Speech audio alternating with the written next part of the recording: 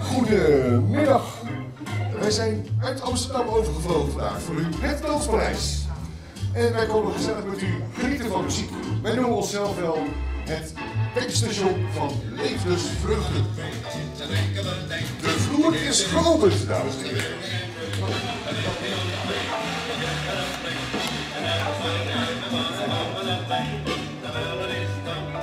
Het Danspaleis is een dansfestijn speciaal voor ouderen in de zorginstellingen en ook wel buurthuizen.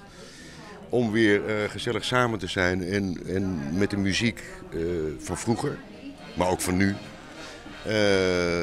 maken we de verbinding, zeg maar. En dan gaat het heel erg over beweging.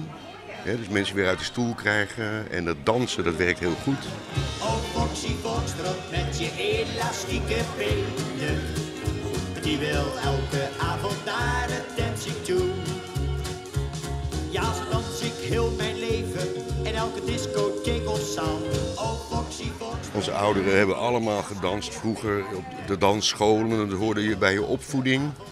En als ze nu tegen me zeggen van ja, maar ik kan niet meer dansen. Dan zeg ik ja, je kan niet meer dansen zoals vroeger. Maar die dansen die je vroeger deed, die is ook door iemand bedacht.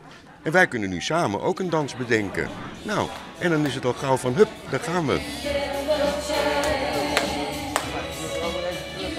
Hier dat toch dat het koe, hè, want ik hier les voor de poorten, maar het is krachtiger, wordt het nou beter. Als je even warmer bent. Dus douchen, dat helpt.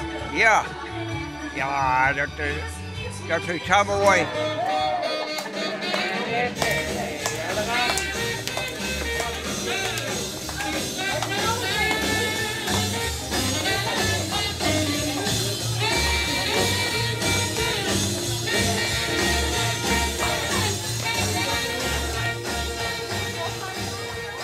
De sfeer is geweldig.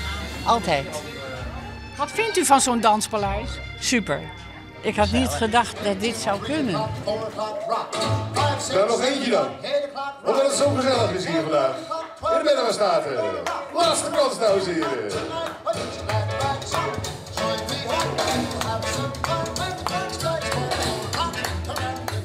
Wat mij opvalt is, mensen hebben natuurlijk last van ouderdomsverschijnselen. Een pijntje hier, een pijntje daar, dat heb ik zelfs al. Maar als je eenmaal gaat dansen en je gaat bewegen, dan komt er een soort kracht terug in je lichaam. Ja, en wat er dan gebeurt, dat kan je zien. Dan komen de blosjes op de wangen en de oogjes gaan weer twinkelen. Heerlijk. Ja, echt, je bent er even uit. En je komt weer in een sfeer van vroeger. Zo mooi. Het is geweldig, hè? We worden er allemaal blij van. We worden hier alle blij van. En wat wil je nog meer? Kan je me wat heel schoft vertellen?